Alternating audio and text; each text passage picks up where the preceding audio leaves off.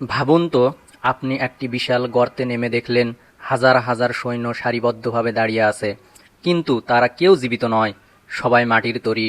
অবাক করার বিষয় হলো, তারা প্রায় 2200 বছরেরও বেশি সময় ধরে একই জায়গায় দাঁড়িয়ে আছে। কে বানিয়েছিল এই সৈন্যদের? কেনই বা বানানো হয়েছিল? চলুন জেনে নেওয়া যাক পৃথিবীর অন্যতম বিস্ময় টেরাকোট্টা আর্মি এর গল্প। টেরাকোট্টা আর্মি হলো পোড়ামাটির তৈরি হাজার হাজার সৈন্য, ঘোড়া এবং রথের মূর্তি। টেরাকোট্টা আর্মি বানিয়েছিলেন কুইং শি হুয়াং, যিনি একীভূত চীনের প্রথম সম্রাট ছিলেন।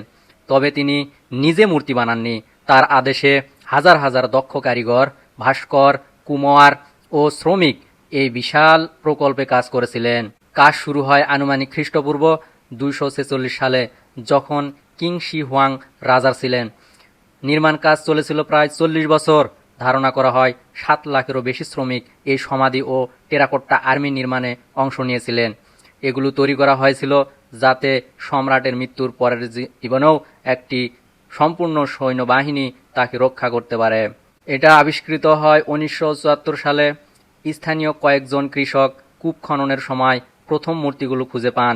পরে প্রত্নতাত্ত্বিকরা খনন করে বিশ্বের অন্যতম গুরুত্বপূর্ণ প্রত্নতাত্ত্বিক আবিষ্কার হিসেবে এটিকে ঘোষণা করা হয়। অবাক করার বিষয় হচ্ছে, প্রায় 8000-এরও বেশি সৈন্য, 130-টিরও বেশি রথ এবং 600-এর বেশি ঘোড়ার মূর্তি পাওয়া গেছে। প্রতিটি সৈন্যের মুখমণ্ডল, চুলের ধরন ও পোশাক আলাদা, যেন তারা বাস্তব মানুষ। সৈন্যদের আসল অস্ত্রও দেওয়া হয়েছিল।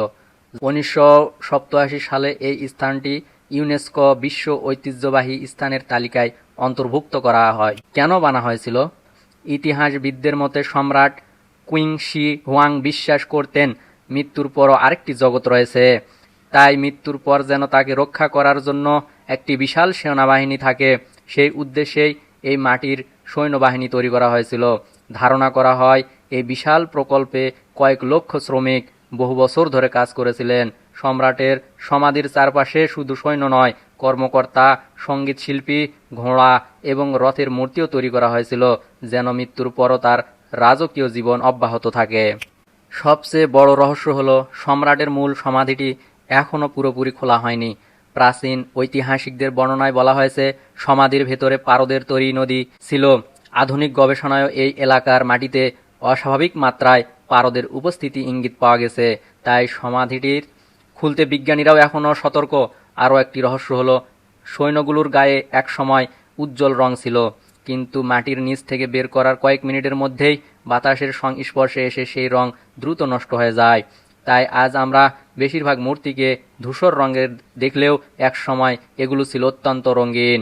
2200 বছরেরও বেশি আগে তৈরি এই মাটির সেনাবাহিনী আজও বিশ্বের অন্যতম বিস্ময় হিসেবে দাঁড়িয়ে আছে।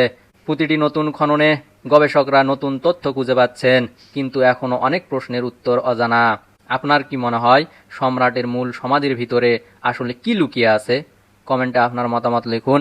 আর ইতিহাসের এমন আরও অজানা রহস্য জানতে চ্যানেলটি সাবস্ক্রাইব করতে ভুলবেন না।